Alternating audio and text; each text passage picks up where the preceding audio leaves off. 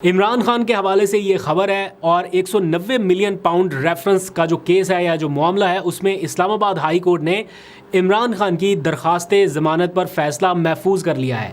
एक तरफ अडयाला जेल में इस सारे मामले पर केस का ट्रायल बहुत तेज़ी से आगे बढ़ रहा है। कोई 59 टोटल गवाहान है जिसमें से कुछ 36 या 39 गवाहों के बयान रिकॉर्ड हो चुके हैं। बहुत करीब पहुंच चुका है मामला कि इमरान खान को इस केस में सज़ा सुना दी जाए। तो आज इस केस में ज़मानत के हवाले से जो नैब के प्रोसिक्यूटर थे उन्होंने अपने दलाइल मुकम्मल किए और मैंने कल के व्लॉग में आपको बताया था कि ज़मानत का मामला या फ़ैसला अब बहुत करीब पहुँच चुका है। तो अब ये फ़ैसला महफूज हो गया, कब सुनाया जाएगा ये भी आपको जल्द पता चल जाएगा। लेकिन कानूनी माहिरीन के मुताबिक इमरान खान के ख़िलाफ़ अगर किसी भी केस में ये जो 180 के करीब केसेस हैं या 150 के करीब केसेस हैं, इनमें से अगर कोई एक केस ऐसा है जिसमें डॉक्यूमेंट्री कुछ चीज़ें शामिल की गई हैं या सबूत के तौर पे शामिल की गई हैं जिनको किसी न किसी हद तक ऑथेंटिक माना जा सकता है, तो वो अल-कादर ट्रस्ट केस है जो किसी भी जानिब टिल्ट हो सकता है। मामला करप्शन का नहीं है कि कोई इसमें ऐसे एविडेंस है कि इमरान खान ने कोई करप्शन कर ली, क्योंकि जो पैसा 190 मिलियन पाउंड सुप्रीम कोर्ट के अकाउंट में पड़ा है उस पर पता नहीं कितने अरब रुपए, 13 अरब रुपए गालबन तो प्रॉफिट हो चुका। तो जितना पैसा आया वो पैसा भी हुकूमत के पास है, उसके ऊपर प्रॉफिट भी हुकूमत के पास है। तो करप्शन तो कहीं नहीं है, लेकिन इसमें टेक्निकलिटीज़ के ऊपर खेला जा रहा है कि वो बंद लिफाफा काबीना के इजलास में कैसे मंजूर हुआ, जो अल-कादर ट्रस्ट की ज़मीन वो कैसे आई, ये टेक्निकल पॉइंट्स के गिर्द मामला चल रहा है। तो खैर हालात जो भी हों, जो तज्ज़ियाकार हैं वो अब इन मामलात में समझ रहे हैं कि इमरान खान की रिहाई ऐसा लग रहा है कि अब बहुत ज़्यादा दूर नहीं है, करीब का मामला लग रहा है, क्योंकि मुस्बत इशारे मिल रहे हैं, मुस्बत तब्दीलियाँ नज़र आ रही है, मुस्बत अहकामात मौसूल हो रहे हैं। ऑल्दो के हवाओं में, फ़िज़ाओं में ज़रा सख्ती बरकरार है, लेकिन इसके बावजूद जो ग्राउंड रियलिटी है वो अभी भी इमरान खान की फेवर में है। तो ग्रैंड डायलॉग के लिए बहुत सी बातें हो रही हैं, तो उसके लिए इमरान खान की रिहाई इस वक्त नागुज़ीर होती जा रही है। बल्कि उनके सख्त तरीन नाक़िद भी अब ये मान चुके हैं, तस्लीम कर चुके हैं कि ग्रैंड डायलॉग के लिए बानी पीटीआई की रिहाई के अलावा इस वक्त कोई ऑप्शन नहीं है।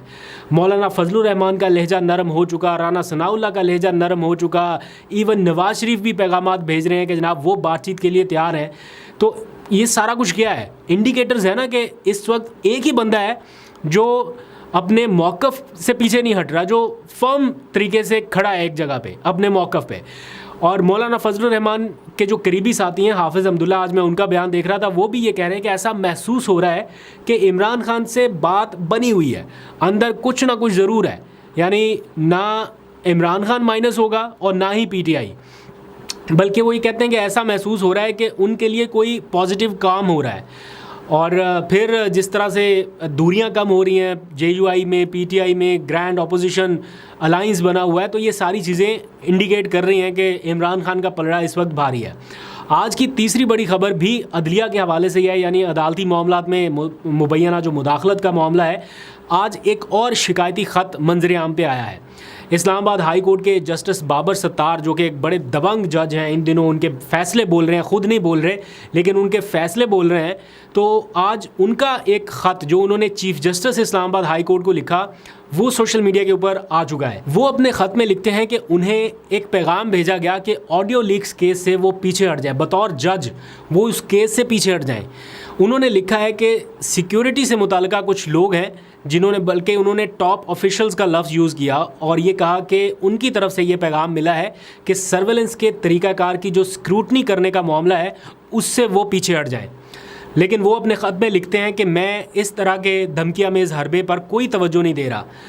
और मुझे ऐसा लगता है ज़ाती तौर पर भी, बहुत सारे और लोगों की भी राय होगी कि ये मामला इसलिए भी संगीन है कि काजी फ़ाइज़ ईसा साहब तो मुसलसल ये कहते आए हैं कि मेरे दौर में कोई मुदाखलत नहीं हुई और कोई केस रिपोर्ट नहीं हुआ मुदाखलत का। तो अब इस किस्म का ख़त सामने आना ये एक बड़ा सवालिया निशान है। और फिर ख़त मंजर आम पर आने के फ़ौरी बाद जिस तरह से रिएक्ट हुआ अटॉर्नी जनरल, जो उनके बहुत करीबी दोस्त हैं, उन्होंने भी एक प्रेस कॉन्फ्रेंस की, वफाकी वज़रा भी मैदान में आए और कहा कि जनाब ये तासुर गलत है कि कोई इंटरफेरेंस हो रही है। लेकिन आपको याद है कुछ दिनों कबल ही इस्लामाबाद हाई कोर्ट के एक और जज जस्टिस तारिक महमूद जहांगीरी ने भी एक खिताब करते हुए ये कहा कि आज़ादी नहीं है, यानी वो ये समझते हैं कि हर चीज़ रिकॉर्ड हो रही है। तो जजेस का इस तरह से आके कहना, वो 6 ख़तों वाला मामला तो रह गया ना एक अलग साइड पे, अब तो जजेस खुद आके बोल रहे हैं, मीडिया पे बोल रहे हैं। तो ये चीज़ें कुछ को बहुत ज़्यादा पॉजिटिव नहीं है। बहरहाल इसके ऊपर देखते हैं क्या होता है।